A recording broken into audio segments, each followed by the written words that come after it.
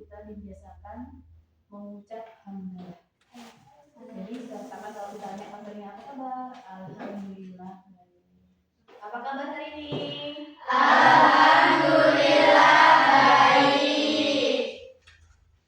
Semoga semuanya dalam keadaan sehat dan siap mengikuti pelajaran. Sebelum memulai pelajaran, mari kita berdoa terlebih dahulu agar pelajaran hari ini diberikan kelancaran dan keberkahan. Bismillahirrahmanirrahim. Raditu billahi rabbal wa bil islami dinan wa bil muhammadin nabiyya wa rasulah. Rabbi zidni ilman warzuqni fahman.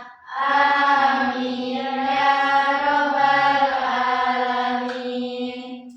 Baik, hari ini kita akan belajar tentang Al-Quran dan hadis sebagai pedoman hidup.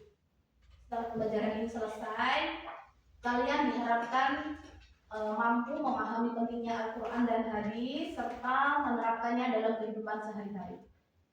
Ibu ingin bertanya, mengapa manusia membutuhkan pedoman hidup? Saya bisa jawab. Manusia butuh pedoman hidup agar punya arah, tujuan jelas, dan tidak tersesat dalam kebingungan moral. Pedoman menjadi kompas pembeda baik dan buruk, pemberi ketenangan jiwa, serta aturan hidup bersama agar tidak dikendalikan hawa nafsu. Jika ingin mendalaminya, Udah? Ada yang mau menambahkan? Cukup? Bagus, pedoman hidup diperlukan agar kita mengetahui mana yang benar dan mana yang salah, agar lebih terarah. Sekarang kita perhatikan, banyak sekali remaja saat ini yang menghabiskan waktu dengan dunia mayanya, bersosial medianya, tapi hanya sedikit yang membaca Al-Quran di rumah. Ya Pak ya? Ya. Jadi, menurut kalian apa dampaknya jika seseorang jauh dari Al-Quran? Ya? Jauh dari Al-Quran menyebabkan hati gelisah, keras, hamba, kehilangan arah hidup, dan mudah terjerumus maksiat. Kehidupan menjadi tidak berkah dan putus asa, serta mendatangkan penyesalan besar di akhirat kelak. Jawabannya sangat baik. Ketika seorang jauh dari petunjuk Allah, ia akan lebih mudah melakukan hal-hal yang tidak sesuai dengan ajaran Islam. Sekarang perhatikan ayat di depan. Al-Quran dan hadis sebagai pedoman hidup.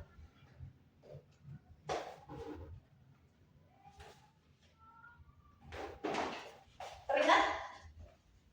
Ya, lihat. Kebutuhan pedoman hidup.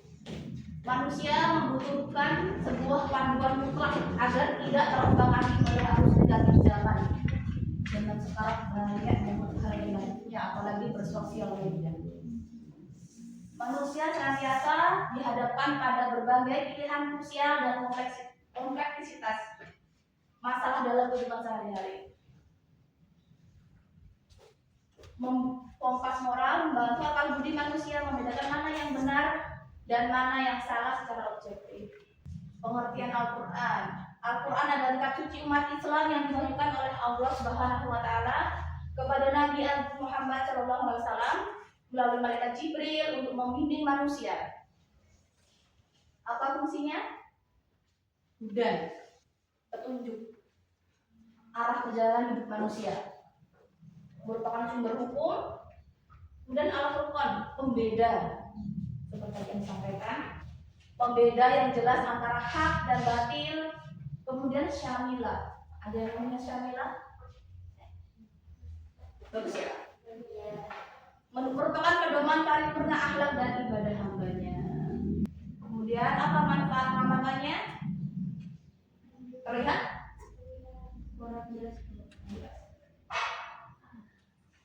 Terlihat? Coba dibaca. Membuat hidup lebih terarah dan bermakna positif, melindungi diri secara spiritual dari perbuatan buruk, mendapatkan ketenangan batin sejati dan limpahan berkah. Yang ditanyakan seputar Al-Quran. Tidak ada? Kemudian kita ke hadis. Hadis merupakan segala bentuk perkataan, qaul, perbuatan, dan ketetapan dari baginda Nabi Muhammad SAW. 3 peran kunci hadis termaksud penjelasan, teladan, dan tasyrih, menguraikan hukum global dalam Al-Quran secara terperinci, kemudian pedoman praktis melakukan syariat Islam sehari-hari, kemudian menjadi teladan hukum Islam sekunder secara Al-Quran. Fungsi hadis bagi umat, terkhusus umat Islam ya, merupakan penjelasan. Hadis memperjelas ayat Al-Quran yang masih bersifat umum. Hadis memperjelas ayat Al-Quran yang masih bersifat umum. Sebagai contohnya, tata cara sholat. Sholat itu tidak ditulis detail di Al-Quran, tetapi dijelaskan lebih rinci melalui hadis. Memberikan uswah hasanah, suri tauladan yang baik dalam setiap tindak tanduk keseharian. Kemudian hadis merupakan pedoman praktis atau penyempurna. Berperan krusial sebagai kompas praktis dalam berniaga, bertetangga, berkeluarga, beribadah secara sistematis. Rasulullah itu seorang pedagang. Tahu? Dalam teladannya kita diajarkan untuk menjadi pedagang yang baik, yang tidak membohongi, yang tidak curang. Tantangan remaja era digital. Nih, banyak yang di antara kita ini. Banyak generasi muda ini menghabiskan berjam-jam di sosmed melalaikan Al-Quran. Ya kan? Ya. Lupa sholat, ya kan? Ya kan? Terus sampai nggak ngaji. Masih ada yang ngaji nggak ini? Masih ya? Ya udah SMK nggak ngaji lagi. Dampak negatifnya apa? Melemahnya fondasi akhlak, mudah terperangkap hoax, berita provokatif, serta menjauhkan hati dari tuntunan spiritual lalu hari. Contohnya pacaran, ya kan? Bisa ada yang pacaran? Ya. Dan dijelaskan di Al-Quran jauh dari. Kemudian solusinya apa? Jadwalkan tadarus harian. Minimal sehari itu misal 1 juz. Banyak? Atau hatam sekalian? Enggak, minimal 1 hari 1 buka lah, 1 lembar, 1 kocok ya baca. Atau 1/4 juz misal. Dari sini ada yang mau ditanyakan? Ada yang ditanyakan? Yang kurang jelas boleh ditanyain. Ya.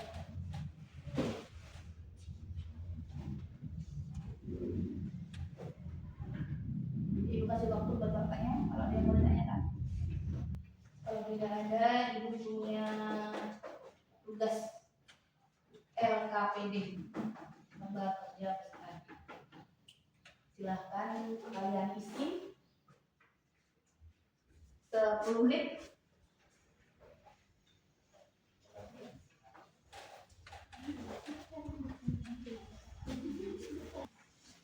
Silahkan kalian isi, kalau ada yang belum jelas boleh ditanyakan.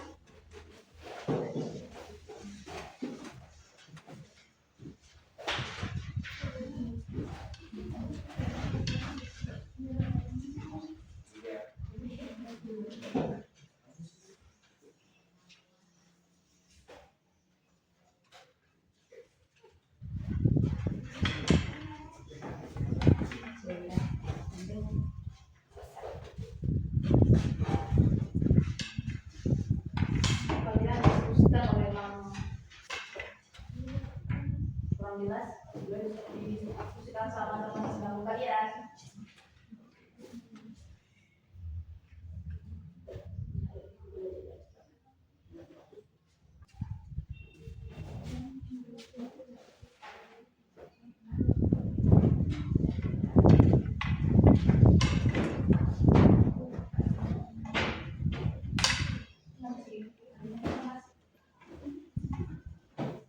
Baik, kalau sudah selesai, sekarang siapa yang bersedia menyampaikan jawabannya?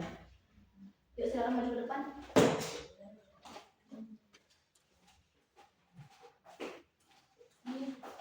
Pakai pembukaan dong, kalau ngomong. Assalamualaikum warahmatullahi wabarakatuh. Waalaikumsalam warahmatullahi wabarakatuh. Saya akan mempresentasikan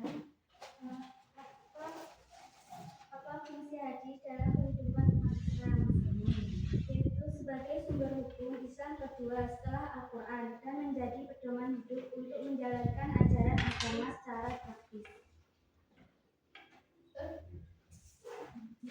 Sekian dari saya. Wassalamualaikum warahmatullahi wabarakatuh. Waalaikumsalam warahmatullahi wabarakatuh. Terima kasih. Ya betul.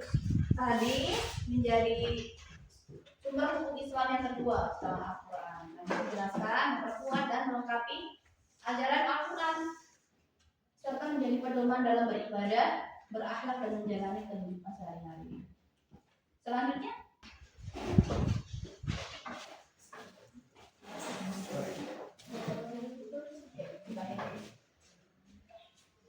Assalamualaikum warahmatullahi wabarakatuh. Waalaikumsalam warahmatullahi wabarakatuh. Saya akan mempresentasikan sebutkan contoh perilaku yang sesuai dengan Al-Quran dan hadis.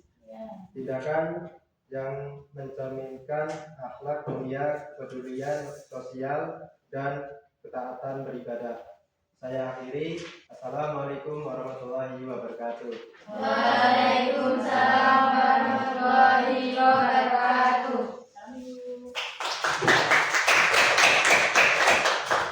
Quran dan hadis bukanlah ornamen pajangan,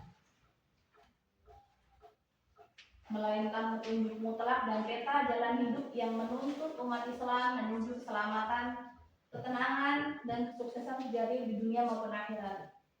Al-Quran sebagai pedoman utama, hadis sebagai rujukan operasional ajaran Islam sehari-hari atau sumber hukum kedua, kemudian integrasi nilai keduanya melahirkan karakter budi pekerti yang mulia.